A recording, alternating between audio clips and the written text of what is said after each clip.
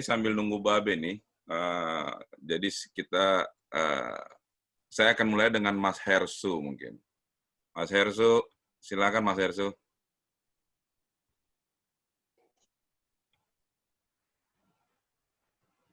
Mas Hersu. Ya, oke. Terima kasih, Bang Tata. Assalamualaikum warahmatullahi wabarakatuh. Waalaikumsalam warahmatullahi wabarakatuh. Salam kenal semua untuk sahabat-sahabat. Jadi ini mulai dari Australia yang paling malam, Asia Pasifik, di Eropa dan juga Amerika. Ini merupakan suatu kehormatan buat saya diundang bergabung bersama dengan teman-teman, dan memang seperti biasa kalau kita tak kenal maka tak sayang, dan kemudian juga kita diajarkan dengan silaturahim ini menambah panjang umur dan juga memperbanyak rezeki. Tadi sebenarnya kalau tepatnya karena tadi ada ditutup dengan pantun, mestinya Bung Rocky Gerung duluan yang menjawab karena biasanya stok pantunnya Bung Rocky paling banyak. Kita simpan pantunnya Bung Rocky belakangan. Ya, belakangan ya.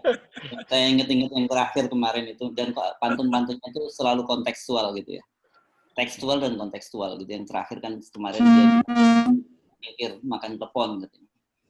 Keselak telepon. Ya, nah itu udah pada hafal, nggak saya lanjutin gitu. Kebetulan karena tadi yang bicara orang Medan, kalau disebut para tokoh itu di Medan itu bukan sebutan yang baik gitu. Di Medan di tokoh-tokohin itu artinya dibohong-bohongin. Saya kira terlalu sering banyak kita ngobrol yang serius, sekali-kali kita mesti ngobrol yang sedikit lebih santai dalam situasi yang informal seperti ini. Tapi saya memang tadi ketika mendengar teman-teman berbicara, saya justru termenung gitu.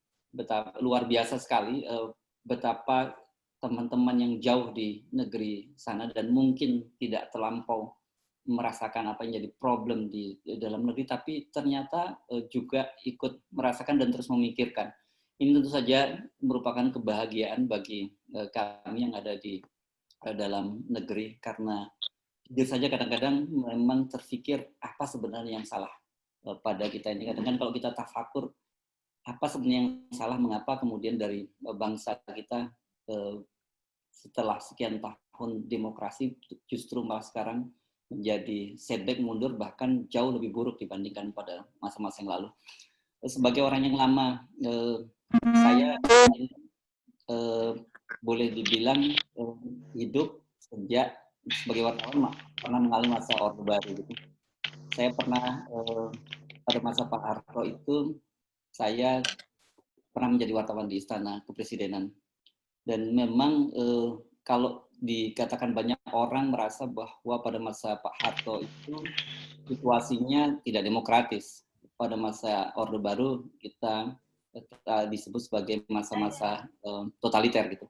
Tapi sekarang ketika kita hidup di masa yang katanya era demokrasi, tapi kehidupan berpolitik, kehidupan dan banyak faktor ternyata jauh lebih buruk dibandingkan masa lalu. Orang mungkin tidak begitu senang mendengar perbandingan semacam ini gitu, dan tetapi inilah realitanya gitu, bahwa situasi saat ini kita merasakan baik semua sektor semakin memburuk. Jadi kalau Pak Harto mungkin kita bisa membandingkan karena semuanya tertata, meskipun tidak ada demokrasi tapi semuanya tertata, dan kemudian orang tidak berpikir tentang perut. Tapi hari ini kita tidak hanya tidak punya kebebasan dalam berpendapat karena dia dibayang-bayangi oleh ancaman-ancaman kriminalisasi, tetapi juga persoalan yang serius pada hari-hari ini adalah menjadi pertanyaan besar, apakah sebagian besar rakyat kita akan bisa makan. Dalam beberapa hari kita mengamati dengan cemas dari hari ke hari situasi di dalam negeri yang terus memburuk, dan yang lebih cemas lagi kita melihat bahwa pemerintah juga seperti bukan tidak hanya hadir tapi tidak hadir. Dulu ada satu kaidah fikih yang saya selalu ingat meskipun saya tidak sepakat dengan value yang dikandung di dalamnya, yakni disebutkan bahwa lebih baik ada pemerintahan lalim selama 1000 tahun daripada tidak ada pemerintahan selama 1 hari. Mengapa? Karena situasi yang terjadi ketika ada Raja Lalim, meskipun 1000 tahun itu tetap ada law and order, ada tatanan setidaknya. Dan itu yang setidaknya kita bisa menggambarkan pada Orde Baru. Tetapi ketika tidak ada pemerintahan dalam satu hari yang terjadi chaos. Tetapi yang sekarang yang terjadi, ada pemerintahan, tapi ternyata situasinya malah chaos. Ini jadi saya tidak tahu lagi ini kaidah fikih yang mana. Rasanya mungkin para fuqaha dulu, para ulama-ulama zaman dulu belum pernah menemukan kasus seperti yang terjadi pada saat ini, gitu. Sehingga tidak muncul kaidah fikih yang menyebutkan ada pemerintahan, tapi ternyata suasananya keotik seperti sekarang. Yang paling kita memprihatinkan selama ini kehidupan beragama, misalnya justru antara umat beragama itu sekarang ini terjadi situasi yang diametral sekali. Kebencian antar umat beragama itu dengan mudah diekspresikan di media, dan kalau kita amati justru didorong oleh orang-orang yang tadi disebut sebagai buzzer pemerintah. Kalau tadi ada sebut masalah nyebut ada Bang Tata nyebut ada influencer, mungkin mereka ini kelompok-kelompok influenza gitu.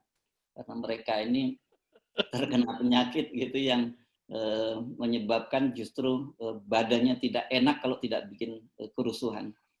Nah, dan yang kita sedihkan bahwa pemerintah itu justru menjadi bagian dari pembelahan masyarakat yang begitu dalam. Harusnya presidenlah yang menjadi faktor pemersatu, tetapi justru presiden dari part of the problem. Itu yang terjadi pada hari-hari ini. Dan saya kira peran-peran teman-teman di luar negeri ini sangat penting. Selain satu tadi, tetap memberi semangat pada kita-kita yang ada di tanah air yang menghadapi situasi yang semakin memburuk. Saya tahu bahwa bahwa wabah pandemi ini melanda seluruh dunia.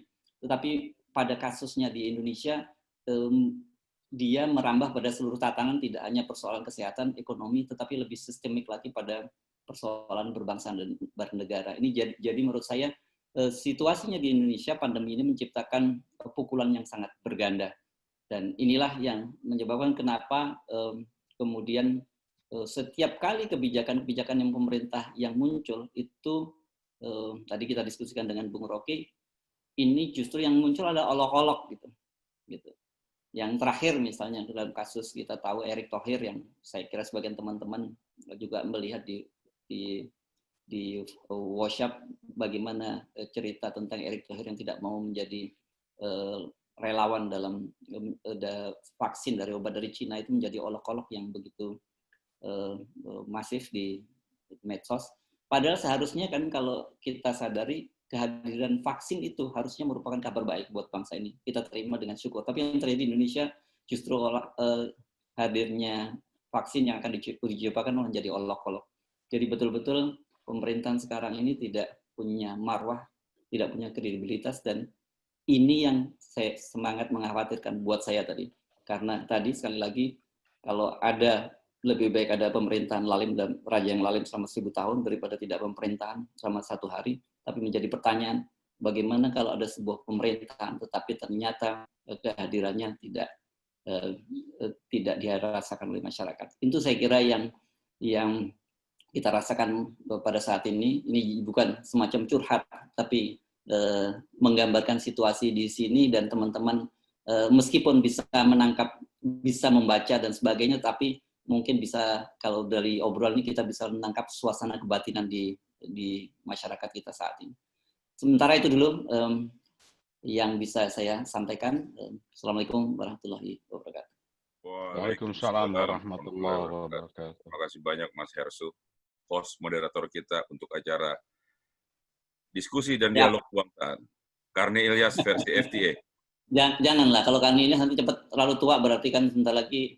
Oh, bukan umurnya, tapi semangat dan ilmunya. Terima kasih. Ya. Terima kasih Mas Hersu. Berikutnya kapasitas dan grade-nya udah sama, Bang. Iya, betul. Amin.